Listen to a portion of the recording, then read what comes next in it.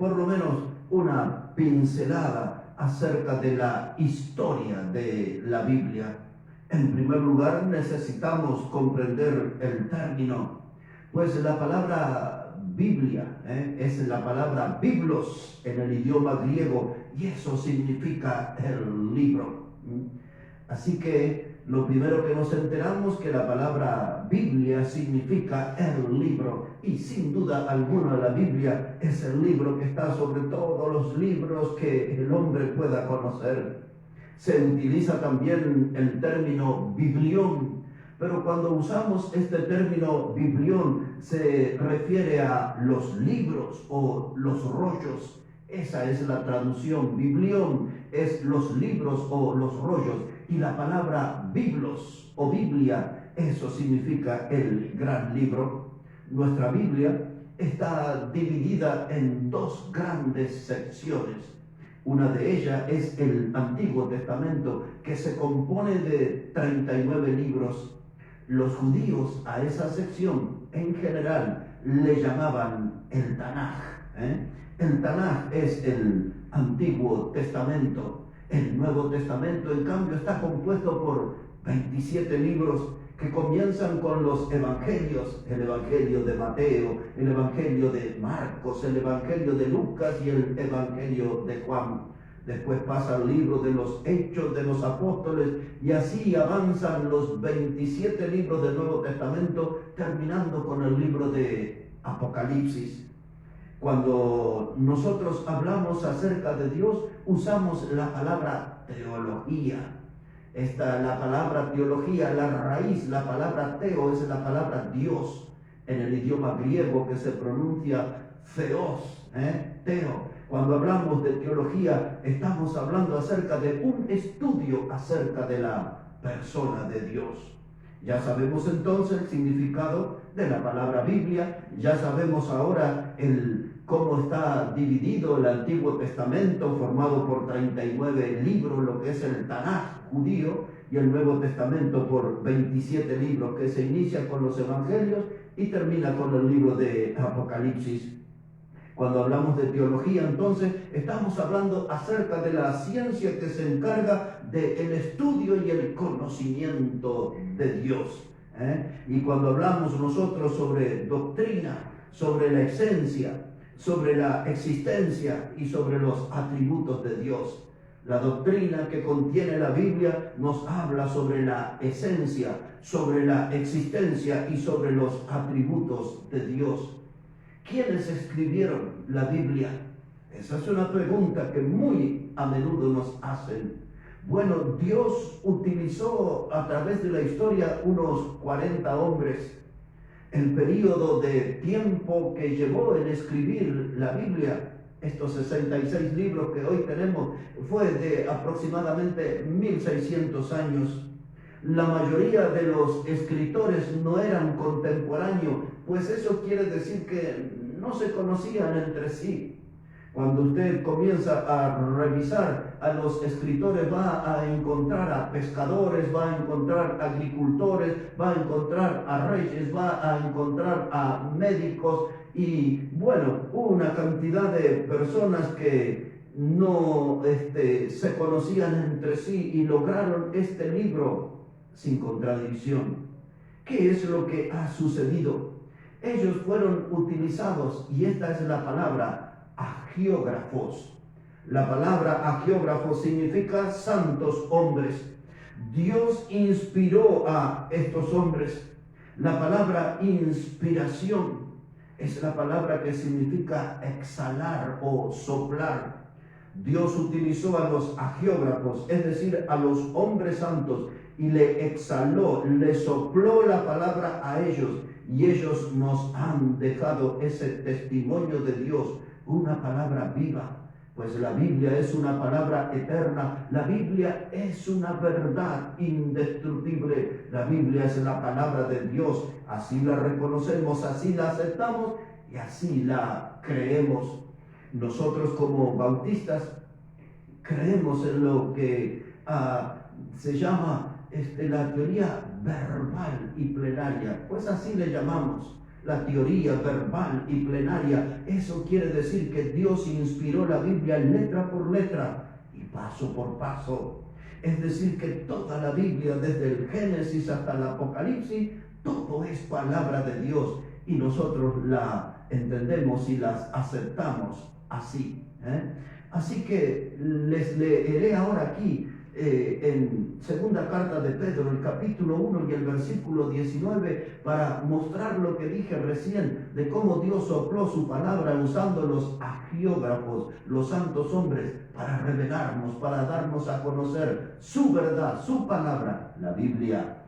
Escuche cómo dice segunda de Pedro, el capítulo 1, verso 19, dice: tenemos también la palabra profética más segura, la cual hacéis bien en estar atentos como a una antorcha que alumbra en lugar oscuro hasta que el día esclarezca y el lucero de la mañana salga en vuestros corazones, entendiendo primero esto, que ninguna profecía de la Escritura es de interpretación privada.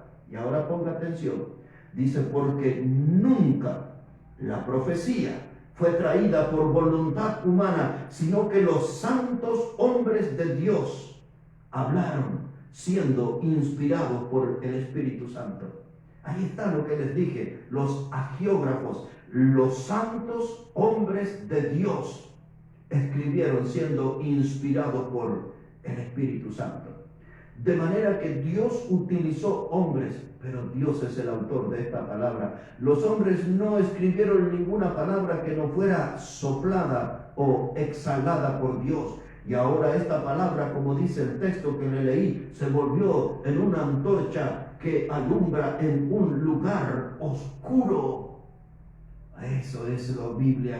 La función, vino la Biblia para romper con el poder de las tinieblas. Vino la Biblia para traer luz, porque nosotros teníamos nuestra mente en oscuridad por medio de Satanás, y la luz del Evangelio resplandeció en nuestras vidas. El poder de la palabra de Dios destrozó el poder de las tinieblas satánicas y nos trajo luz y nos trajo la verdad. Y ahora podemos conocer la verdad de Dios, la Biblia, la verdad eterna, la verdad indestructible. Ahora hemos utilizado la palabra inspirado o la palabra inspiración.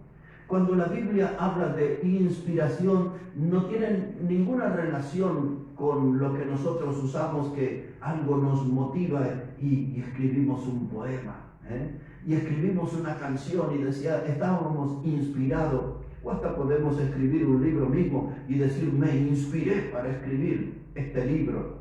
Bueno, en la Biblia la palabra inspiración no tiene que ver con un rapto de emoción o de luz poética. La palabra inspiración en la Biblia significa soplo, significa exhalar. Así como Dios un día tomó del polvo de la tierra y sopló en él aliento de vida y formó al hombre, del mismo modo, el mismo soplo de Dios nos dio la verdad revelada, la Biblia, su palabra. Déjeme leerle un texto del apóstol Pablo, que escribió a su discípulo Timoteo en la segunda carta, en el capítulo 3 y versículo 15. Pues así le dice el apóstol Pablo a su discípulo Timoteo en la segunda carta, capítulo 3, versículo 15. Le dice que desde la niñez ha sabido las sagradas escrituras, las cuales pueden hacer sabio para la salvación por la fe que es en Cristo Jesús. Este es el tema central de la Biblia, la salvación del hombre, la salvación por la fe que es en Cristo Jesús. Pablo le dijo a un carcelero en la ciudad de Filipo, cree en el Señor Jesucristo y serás salvo tú y tu casa. Pues este es el mensaje central de la Biblia, que el hombre sea salvo por medio de la fe en Cristo. Pero aquí en 2 de Timoteo 3 y el verso 16, ahí está el término que estábamos buscando, dice, toda la escritura es inspirada. Escuche eso, toda la Biblia, toda la escritura es inspirada por Dios y es útil para enseñar, para redarguir, para corregir y para instruir en justicia, a fin de que el hombre de Dios sea perfecto y enteramente preparado para toda buena obra. Ahí está la palabra inspiración. Toda la Biblia es inspirada por Dios. Hay alguna gente que en la historia dice, no, la Biblia tiene parte de palabra de Dios. Otros decían antes, dice, la Biblia tiene pensamientos de Dios. Pero lo que nosotros creemos y vemos es que toda la Biblia fue inspirada por Dios. Dios utilizó a esos hombres, los inspiró, sopló en ellos la verdad divina. Y esto se transformó en la Biblia, la palabra de Dios. Estamos tratando de construir un poquito de la historia de cómo nos llegó la Biblia. Y ahora Pablo aquí cuenta la utilidad que ella tiene. Dice que me pueden hacer sabio para la salvación por fe en Cristo. Y ahora dice que la Escritura es inspirada. Dios sopló el aliento sobre cada palabra, sobre cada sílaba, sobre cada letra, sobre cada versículo, cada texto de la Biblia. Dios sopló su aliento de vida. Dios, hermanos y amigos, nos dejó esta palabra y dice que ella es útil para enseñar. Es decir, que a través de ella nosotros se nos imparte un conocimiento relacionado con Dios. La Biblia es nuestra única regla de fe. La Biblia es nuestra única fuente de fe y de práctica. Pues todo lo que nosotros debemos hacer en la iglesia y en nuestro estilo de vida es a través de la Biblia. Nuestra regla de fe, nuestra fuente de fe y de práctica es la Biblia. No creemos en los sueños de algunos trasnochados y en las revelaciones de algunos vanidosos que no tienen fundamento. Nosotros creemos en la Biblia. Esta es la única revelación de Dios para el hombre. Dice que es útil para enseñar y también para redarguir. Esa palabra que usamos muy poco en la lengua española, lo que significa es que es útil para convencer a alguien que ha obrado mal. Cuando nosotros transitamos por una vida pecaminosa y de pronto nos cruzamos con la Biblia, la palabra de Dios en nuestro camino, una prédica, un mensaje, una invitación en la iglesia, y Dios nos habla de su palabra y ella tiene el poder para redarguir. Esa palabra redarguir quiere decir que nos reprocha y nos convence de que estamos obrando mal.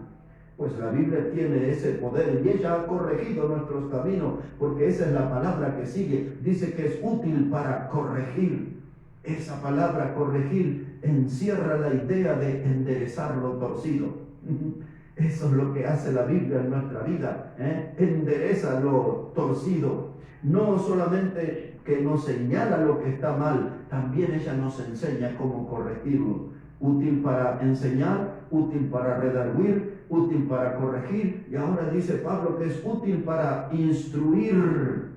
Eso lo que significa es para echar mano de una disciplina, de un entrenamiento de vida. Eso es lo que es instruir. Echamos mano de la Biblia y ahí encontramos nosotros reglas, disciplina, entrenamiento para nuestro estilo de vida correcto.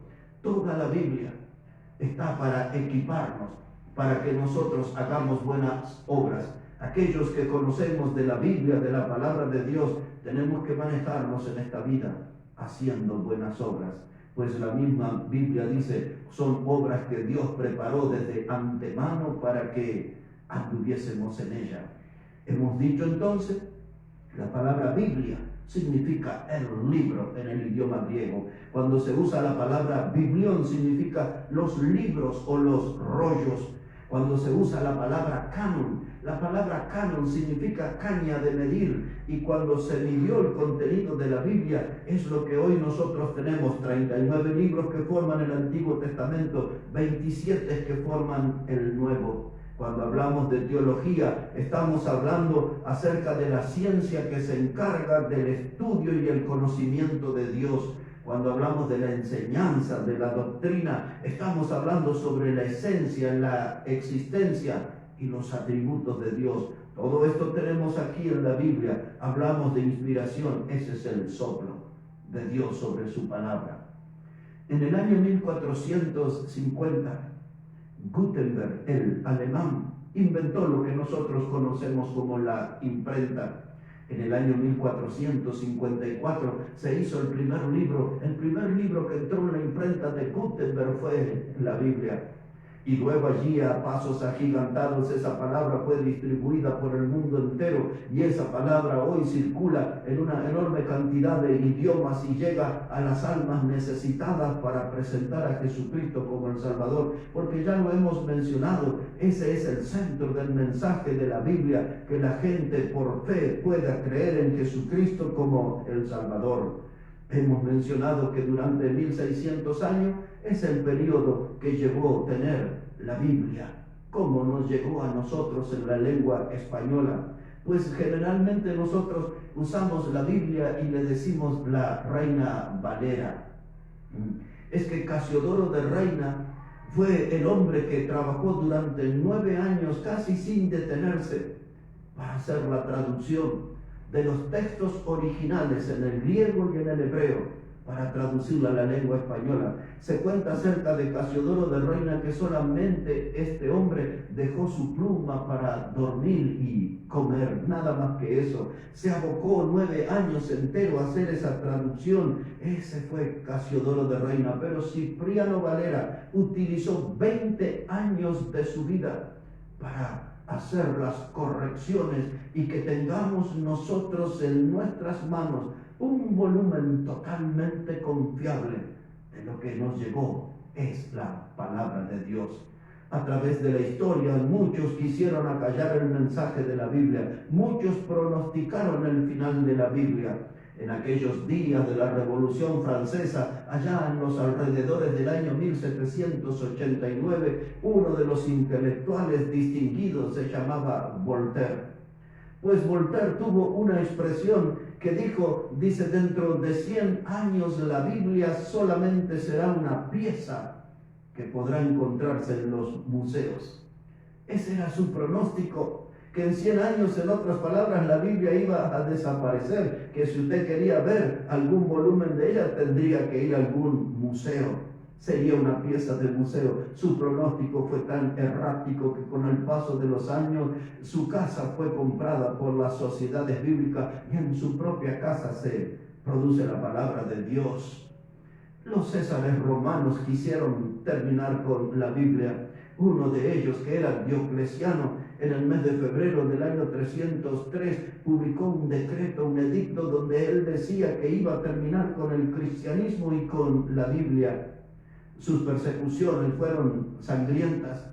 Miles y miles de cristianos murieron bajo el reinado de él, pero también él quemó una Biblia y la redujo a cenizas, y sobre esa Biblia hizo edificar, o sobre esas cenizas hizo edificar una columna en señal de que nunca iba a resurgir la Biblia.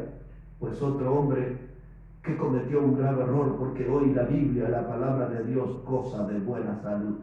La palabra de Dios es una palabra viva, no tiene límites, no hay fronteras para ella. Ella cruza todas las lenguas y las barreras que el hombre pueda poner. Pues el sistema comunista, no solo los césares romanos, los comunistas y los humanistas se han propuesto terminar con la Biblia, la palabra de Dios, pero no lo han logrado, han fracasado en su intento y volverán a fracasar cada vez que vuelvan a intentarlo, porque la Biblia es la palabra viva que se mete en nuestras vidas, salva nuestra vida. Es la palabra eterna de Dios, es la verdad indestructible de Dios. Los ateos, los agnósticos, los escépticos han hecho escuchar sus voces a través de la historia, y ellos también han pronosticado el final de la Biblia, le han declarado una guerra abierta. Pero la Biblia sigue venciendo, nadie la puede destronar, es la verdad de Dios. Y aquí estamos hoy en un programa de radio con una Biblia abierta, aquí estamos con una palabra viva, aquí estamos con la verdad de Dios frente a nosotros. La Biblia es el libro que nos marca el camino. Ella misma se define como lámpara a nuestros pies y lumbrera a nuestro paso. En este mundo azotado por las tinieblas diabólicas, la Biblia nos va marcando como lámpara con su luz el camino que nosotros debemos seguir para agradar a Dios, para obedecer a Dios, para servir a Dios, para glorificar a Dios. La Biblia es una fuente de luz que viene sobre nuestra mente que ha sido afectada por el diablo mismo. Dice el apóstol Pablo cuando le escribió a los Corintios estas siguientes palabras. Observe conmigo por un momento. Dice el apóstol Pablo aquí: pero nuestro evangelio está aún encubierto. Entre los que se pierden está encubierto, en los cuales el Dios de este siglo cegó el entendimiento de los incrédulos, para que no les resplandezca la luz del evangelio de la gloria de Cristo, el cual es la imagen de Dios. El texto revela una actividad del diablo, lo que les leí en 2 de Corintios, el capítulo 4, versículos 3 y 4. Y en esa actividad del diablo, él busca oscurecer la mente humana. Busca que la mente humana sea poblada de tinieblas satánicas con un solo propósito, dice el texto: que no les resplandezca la luz del evangelio. Por eso, si hemos golpeado la puerta de su casa más de una vez, si le hemos invitado a venir a nuestras reuniones o a un lugar donde se predique la palabra de Dios más de una vez, no es porque somos molestos ni cargosos, sino porque tenemos la certeza que el diablo ha entenebrecido su entendimiento, ha oscurecido su entendimiento, y usted necesita ayuda. Y de ahí nuestra insistencia, porque queremos que usted tenga la oportunidad, que le resplandezca la luz del evangelio y usted pueda creer en Jesús como el Salvador, y usted pueda tener una certeza de ese precioso regalo que Dios da al pecador arrepentido, que se llama vida eterna. ¡Qué regalo maravilloso! El regalo de la vida eterna. En este mismo micrófono, el lunes de la semana anterior, yo estuve hablando sobre Apocalipsis, el capítulo 21, y el título de aquel mensaje que se llamaba El cielo es un lugar maravilloso. Y coloqué aquí en este micrófono todos los argumentos para demostrar de que el cielo es un lugar maravilloso, pues el cielo es el lugar que Cristo Jesús consiguió para los pecadores arrepentidos que han creído en Él como único y suficiente Salvador. Otra vez, cuando insistimos invitándole o hablándole de la palabra de Dios, no es porque somos molestos, sino porque queremos que les resplandezca la luz del Evangelio del Señor Jesucristo. La Biblia, un libro maravilloso. Su tema central, ya se lo dije, la salvación eterna del hombre por medio de Cristo. Cristo es presentado como el único y suficiente Salvador. Pues bueno, la Biblia, el libro de Dios, ¿qué haremos nosotros frente a Él? Porque hay algunos que vuelven a preguntar y repreguntar, pero ¿es de verdad la Biblia la palabra de Dios? ¿Cuánto podemos confiar? Enteramente es la verdad eterna de Dios. Nosotros utilizamos aquí la Biblia Reina Valera. La primera vez que se tradujo al idioma español fue en el año 1569 y tuvo una corrección en el año 1602. Luego volvió a hacerse una segunda versión en el año 1909 y luego otra versión en el año 1960. Eso ya tiene algo que ver con nuestra generación. Y luego de allí empezamos a ver otras traducciones, pero que ya no reflejaban fielmente la palabra de Dios.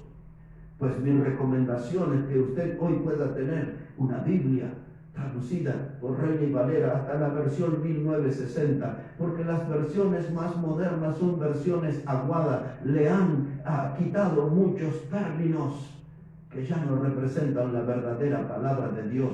Esa es otra batalla y ese será tema para otro mensaje. Pero frente a la Biblia, ¿cuál es su postura?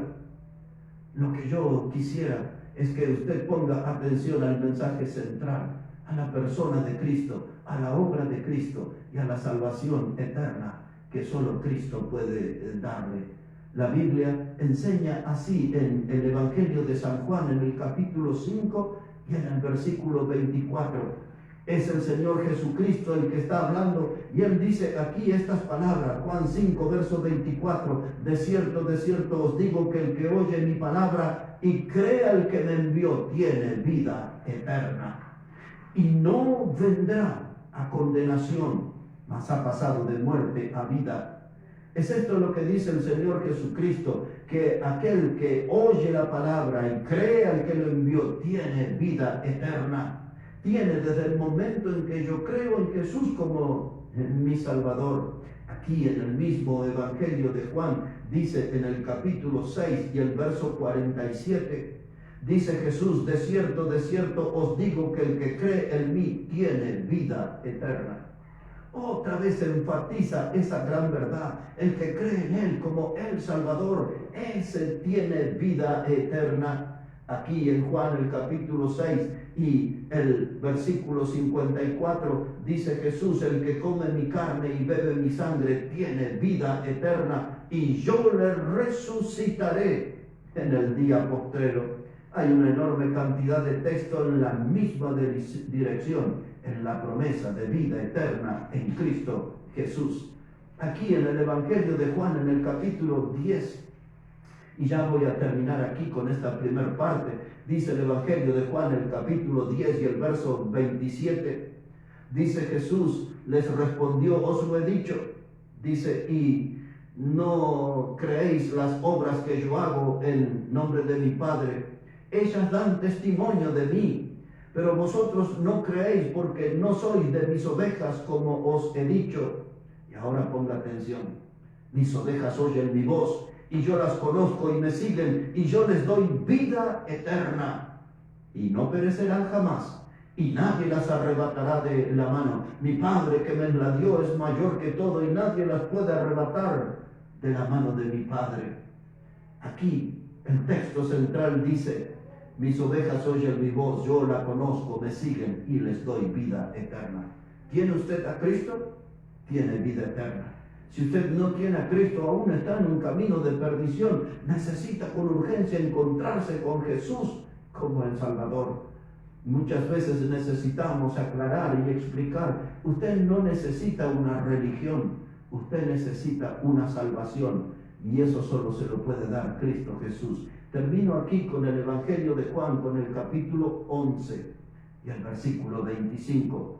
Jesús está hablando y Él dice: yo soy la resurrección y la vida, y el que cree en mí, aunque esté muerto, vivirá. Yo soy la resurrección y la vida, y el que cree en mí, aunque esté muerto, vivirá. Ayer en la tarde recibí una noticia que me golpeó bien fuerte en mi corazón. Todavía estoy pensando en eso. Nos enteramos de la partida de un hombre joven a la eternidad. Le conocimos cuando él tenía sus 15 años. Llegó a la iglesia con nosotros siendo un adolescente. Hemos hecho muchas cosas juntos en la vida. Hemos hecho muchas actuaciones, hemos hecho teatro, sketch, hemos jugado al fútbol juntos, hemos predicado. Él casi unos 12, 13 años menor que yo. Y hemos servido al Señor por muchos años. Era una de las voces más privilegiadas que yo he conocido.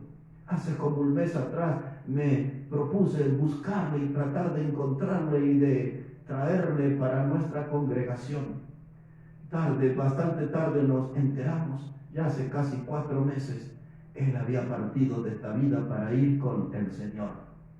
Sabemos que está en buen lugar, sabemos que está en los brazos del tierno Salvador. Mi corazón se duele, tengo ese dejo de tristeza porque ya no está aquí, pero está en la presencia del Salvador. Y en la noche me costó dormir. Repasaba en mi mente todas las cosas y los años en que hemos servido junto al Señor.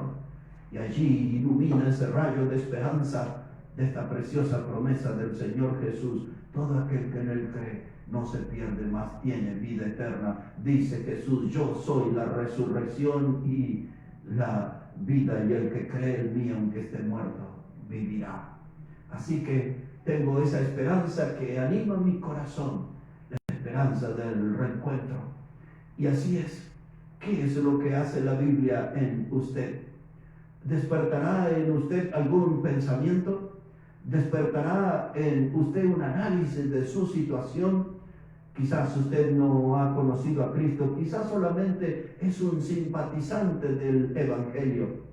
El Evangelio es algo que le resulta agradable, pero nunca ha creído en él. Cristo es una persona que le resulta agradable, pero nunca puso su fe en él como Salvador. Pues al abrir la Biblia, aquí nos encontramos con la gran invitación, como dice el Señor Jesucristo: venid a mí todos los que estáis cargados y cansados, y yo os haré descansar. Descanso para nuestra alma. Dice Jesús: esta es la voluntad del Padre, el que me envió, que de todo lo que me diere no pierda yo nada, sino que lo resucite en el día postrero. Y esta es la voluntad del que me ha enviado, que todo aquel que ve al Hijo y cree en él tenga vida eterna, y yo le resucitaré en el día postrero. Juan 6, verso 40. Busque a Cristo, encuentre a su Salvador en Jesucristo, y Él le dará vida eterna. Es la promesa bíblica, es la promesa de la palabra de Dios. Siga con nosotros aquí en la hora bautista. Vamos a ir a un momento con